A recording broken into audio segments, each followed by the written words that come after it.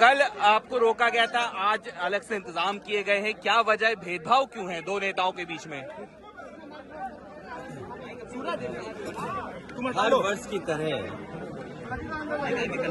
इस लोहिया पार्क में हम लोग थोड़ी सी डॉक्टर राम मनोहर लोहिया जी को याद करते हैं। और आज के दिन हम सभी समाजवादी लोग इकट्ठे होते हैं यहाँ पर आकर के, और माल्यार्पण के बाद उनसे प्रेरणा लेते हुए संकल्प लेकर के जाते हैं कि डॉक्टर राम मनोहर लोहिया, लोकनायक जयप्रकाश नारायण जी घूम जाएगा और नेताजी और बड़ी संख्या में समाजवादी नेताओं ने जो सपना देखा था कि भारत समाजवादी देश बने, समाजवादी व्यवस्था से देश चले, डॉक्टर राम मनोहर लोहिया जी के संकल्पों पे, उनके आदर्शों पे, उनकी बताई हुई नीतियों पे, जिन्होंने ये सपना देखा था कि हर तरह का भेदभाव खत्म हो समाज के अंदर, चाहे जाति को लेकर के भेदभाव हो, जाति तोड़ों का आह्वान किया हो, या रीजनल स्तर पे जो भेदभाव होता है उसको लेकर के भी डॉक्टर राम मनोहर लोहिया ने कहा कि इस तरह का कोई भेदभाव नहीं होना चाहिए।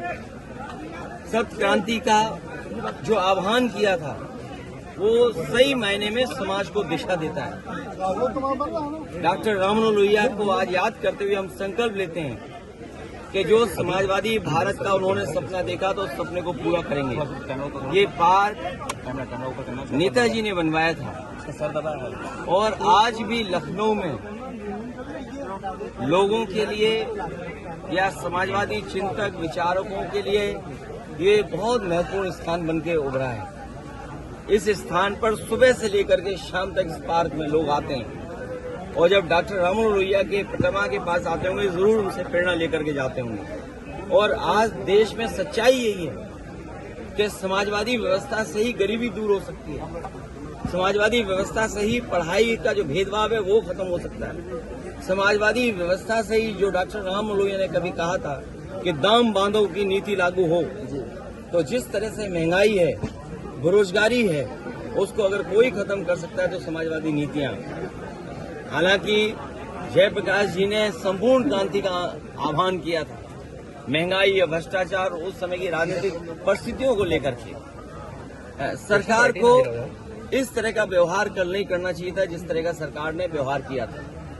और ये बात कहना कि जीव जंतु हैं इसलिए आप नहीं जा सकते हो, तो जीव जंतु तो सड़कों पर भी हैं, हर जगह हैं, तो क्या हर जगह आना जाना आप रोक देंगे? क्या जीव जंतु से आप पूरा यातायात रोक दोगे? सड़कों पे चलने को रोक दोगे क्या आप? इसी बहाने को लेकर के जीव जंतु हैं। ये केवल समाजवादियों का जो काम था, समाजवादियों का आज भी काम दिखाई दे रहा है। जयप्रकाश नारायण इंटरनेशनल सेंटर के सामने आज भी बीजेपी का विकास फीका है और उस ऊंचाई से देखो आप तो आप खुद महसूस करेंगे और उस बिल्डिंग को देखें कि आज के समय में भी वो सबसे मॉडर्न इंफ्रास्ट्रक्चर दिखाई देता है जो पब्लिक यूज के लिए थी। ये जो ओपन स्पेस आपको दिखाई दे रहा है, ये पार्क, ये समाजवादियों की देन है। चाहे आपका लोहिया पार्क हो, चाहे छोटे लोहिया जेनेरेशन पार्क हो। अब तो ये सरकार रख रखाव भी नहीं कर पा रही है, तो सोचिए वो महापुरुषों का सम्मान क्या करेगी। चेन्नई में